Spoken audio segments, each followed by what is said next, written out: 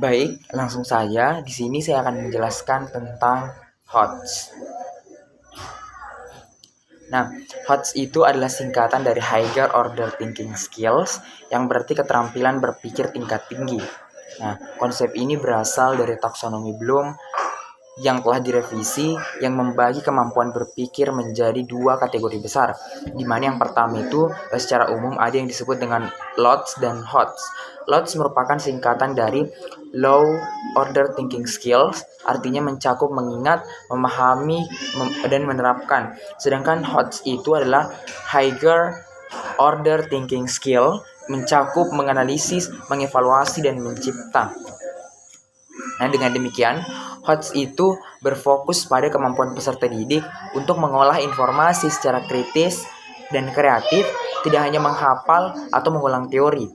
Nah, di dalam HOTS itu ada beberapa pengembangan ataupun dilakukan yang namanya pengembangan. Nah, pengembangan HOTS itu bertujuan untuk yang pertama itu membekali siswa agar mampu berpikir kritis dan kreatif, serta reflektif. Kemudian menyiapkan siswa menghadapi tantangan abad ke-21 yang menuntut kreativitas dan pemecahan masalah. Kemudian yang ketiga, membantu siswa dalam mengambil keputusan dan bertindak secara bijaksana berdasarkan analisis. Nah, tadi sudah dijelaskan tentang apa sih sebenarnya HOTS itu, kemudian bagaimana pengembangan HOTS. Selanjutnya itu ada beberapa ciri dari soal HOTS. Yang pertama itu berbasis masalah kontekstual. Nah, di dalam soal HOTS itu biasanya berkaitan dengan kehidupan nyata yang menuntut pemahaman mendalam. Kemudian yang kedua yaitu menuntut penalaran tinggi, di mana siswa harus mampu menganalisis, mengevaluasi, mencipta sesuatu berdasarkan informasi yang diberikan. Kemudian yang ketiga yaitu tidak ada jawaban tunggal. Aktivitas HOTS seringkali memungkinkan adanya beberapa jawaban yang benar. Kemudian ciri-ciri yang keempat yaitu mendorong argumentasi dan penjelasan. Siswa diminta untuk menjelaskan alasannya, bukan hanya memberi jawaban. Kemudian,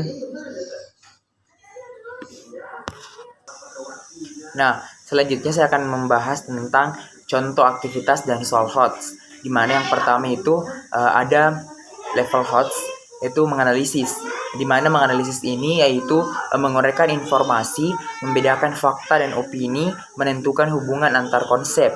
Adapun untuk level menganalisis ada contoh aktivitasnya, yakni bandingkan dua cara berbeda dalam menyelesaikan masalah pecahan, mana yang lebih efisien dan mengapa kira-kira. Kemudian setelah menganalisis, kita akan membahas tentang mengevaluasi, di mana mengevaluasi ini itu bentuk deskripsinya adalah menilai argumen atau hasil, memberikan pendapat berdasarkan kriteria tertentu. Kemudian ada beberapa contoh aktivitas yang dilakukan dalam tahapan mengevaluasi, yakni tentukan kelebihan dan kekurangan dari dua metode pembelajaran learning yang kamu gunakan. Bisa menggunakan blended learning, asynchronous learning, dan synchronous learning. Kemudian di tahap yang ke-6 atau biasanya disebut dengan C6 ataupun levelnya mencipta, itu menggabungkan informasi untuk menghasilkan ide ataupun produk baru, di mana ada contoh aktivitas yang dilakukan di dalam tahapan mencipta, yaitu ciptakan sebuah game edukasi sederhana untuk membantu temanmu belajar matematika. Nah, selanjutnya ada beberapa yang akan saya bahas juga tentang soal HOTS. Tadi juga sudah dijelaskan tentang pengertian HOTS, kemudian ada beberapa pengembangan HOTS, kemudian ciri-ciri soal HOTS, dan ini saya juga tadi sudah jelaskan contoh soal dan contoh aktivitas dan soal HOTS. Kemudian yang ingin saya jelaskan itu terkait dengan bagaimana caranya strategi mengembangkan HOTS di kelas atau soal HOTS yang ada di kelas. Yang pertama itu bisa dilakukan dengan pertanyaan terbuka, di mana pertanyaan terbuka itu bisa menggunakan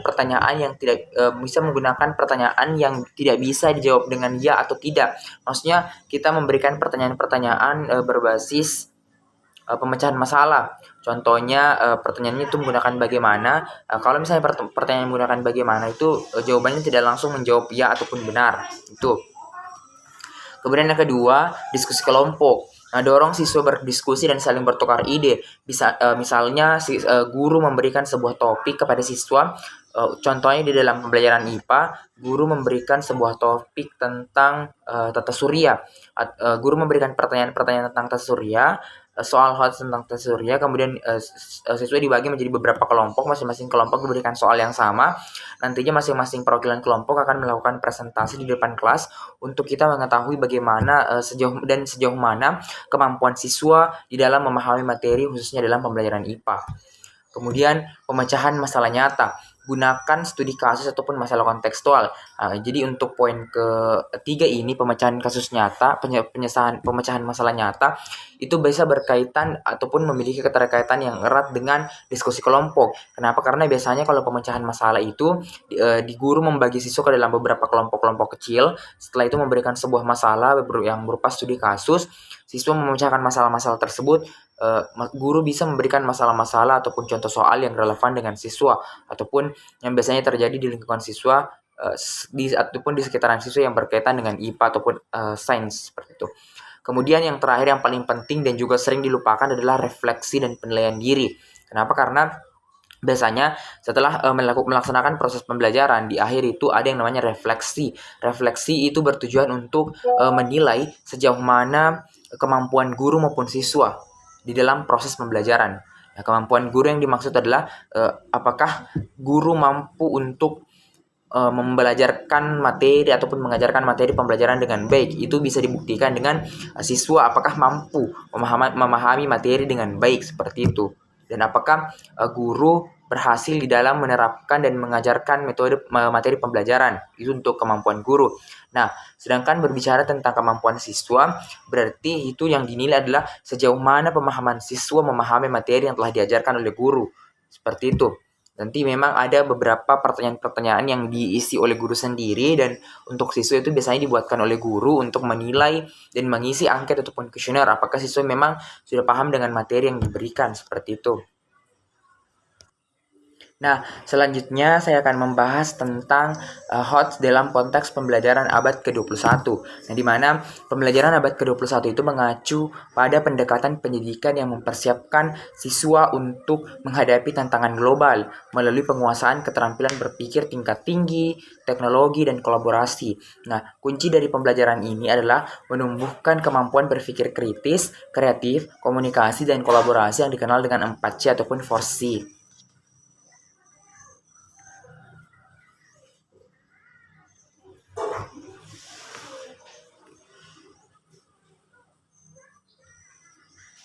Kemudian selanjutnya, keterkaitan HOTS dengan 4C yang pertama itu adalah keterampilan critical thinking.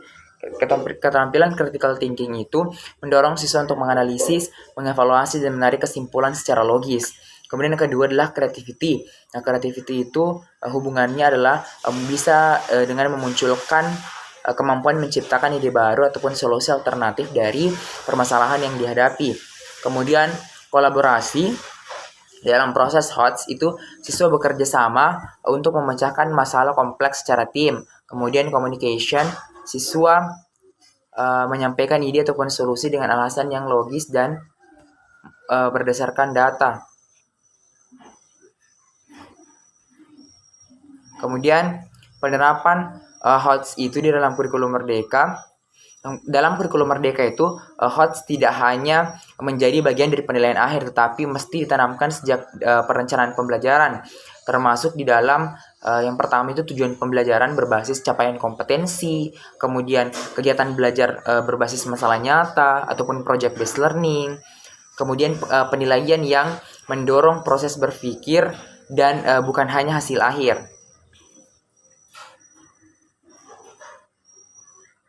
Nah, kemudian selanjutnya ada manfaat mengembangkan soal HOTS pada siswa SD. Yang pertama itu adalah meningkatkan rasa ingin tahu dan keterampilan bertanya, kemudian membentuk karakter mandiri, percaya diri, dan bertanggung jawab, kemudian membiasakan siswa berpikir logis, sistematis, dan ilmiah sejak dini, kemudian membekali siswa dengan kemampuan menyelesaikan masalah sehari-hari, itu beberapa manfaat mengembangkan soal HOTS dalam pembelajaran IPA di SD. Kemudian ada beberapa contoh aktivitas HOTS di dalam pembelajaran IPA SD, di mana tadi saya juga sudah menjelaskan tentang beberapa kegiatan-kegiatan ataupun aktivitas yang dilakukan di dalam pembelajaran IPA, khususnya dalam soal HOTS. Ada yang menganalisis, ada menganalisis, setelah menganalisis itu mengevaluasi dan mencipta. Nah, di sini saya ingin menambahkan beberapa aktivitas HOTS di dalam pembelajaran IPA SD. Yang pertama itu adalah eksperimen sederhana. Nah, eksperimen sederhana ini bisa dilakukan dengan meneliti cara kerja penguapan pada air di bawah sinar matahari. Kemudian studi kasus, ini yang kedua. Tadi kan yang pertama sudah dijelaskan tentang eksperimen sederhana, kemudian yang kedua itu tentang studi kasus. Itu menyelesaikan masalah lingkungan di sekitar sekolah, misalnya pengelolaan sampah. Kemudian proyek mini, yang ketiga itu proyek mini, membuat poster tentang daur hidup hewan ataupun model ekosistem. Kemudian yang keempat bisa dilakukan yang namanya debat mini. Mengapa harus menghemat energi listrik di rumah? Nah, debat mini ini itu maksudnya adalah guru biasanya bisa membuka forum diskusi di kelas. Contohnya guru membagi menjadi beberapa tim, ada yang tim pro dan tim kontra. Di mana tim pro ini mendukung tentang topik mengapa kita harus menghemat energi listrik. Kemudian topik yang kontra, kita tidak perlu menghemat energi listrik. Nah, masing-masing dari itu mempertahankan pendapatnya untuk beradu pendapat ataupun beradu argumen di depan guru. Seperti itu. Tujuannya adalah untuk meningkatkan kemampuan berpikir kritis siswa, analisis dan evaluasi, bahkan sampai memecahkan masalah-masalah yang relate ataupun yang sesuai dengan kehidupan sehari-hari siswa. Seperti itu.